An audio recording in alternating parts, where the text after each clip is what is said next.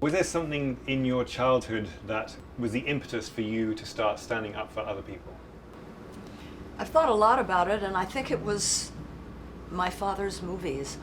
My dad didn't talk a lot. He was very taciturn, but I loved him, and I knew that when he was in roles like Tom Joad in Grapes of Wrath, those were the roles that he loved. And they carried a message about the importance of standing up for justice and equality, standing up for the underdog. And I think that that was like the loam, the fertilizer in my soul, that later when I discovered the truth about the Vietnam War, allowed that activism to sprout. Right. So you fought relentlessly for many movements: Vietnam War, Black Panthers, Native Americans, feminist movement. Fighting for the underdog sometimes gets lots of pushback. Are you one of these people who that feeds you and sort of emboldens you, or did it take a lot out of you? Well, I knew instinctively early on, because I wasn't somebody that had a whole lot of confidence in myself. So I always tried to embed my activism within an organization. Mm-hmm. When you're part of a movement, Yeah. it's like it's comforting. It's like a support system. That's right, it's a support system.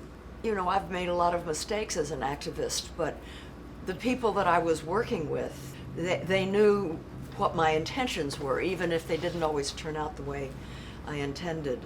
So, you know, that was very helpful. But there's the other side of it too, is, for example, during the Nixon administration, when I was very heavily attacked and all kinds of things, the more it happened, the more it was like, Right. you think just because I'm a Henry Fonda's daughter that I'm some soft wuss. Yeah.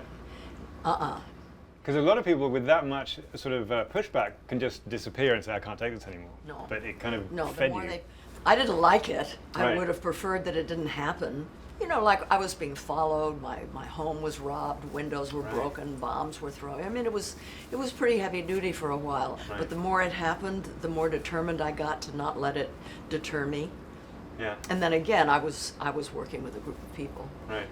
So through all these fights and struggles and campaigns, one would hope that the reason you're still doing it is because you have seen success.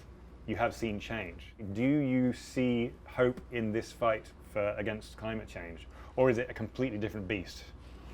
The climate crisis is a different beast insofar as it's going to affect everybody that's now living on the earth, and there's a ticking bomb hanging over us, and that's never happened before.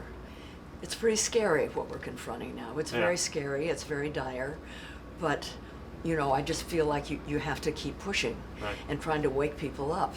You know, Greta Thunberg has inspired me to really follow the science.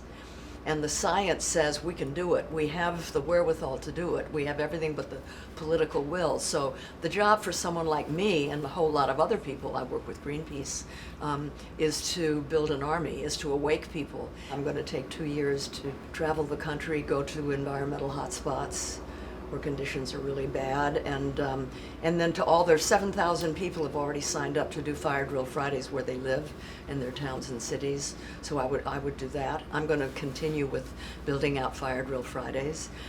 But I think right now the most important thing is for people to vote, and to vote with the climate in mind, and to vote for people who are not afraid of taking bold actions, because humanity has never faced a crisis like this before. It's too late for moderation. And we can do it. The Green New Deal shows us the way. So we should try to vote for people who would support that kind of very bold action. Okay. So while I'm not going to name candidates... I was going to put you on the spot. No, I'm not going to name candidates, but when I say it's too late for moderation, that should give you a few hints. All right. We'll leave it at that. Thank you very much. Thank you. Thanks for watching, and if you enjoyed the video, then please remember to subscribe.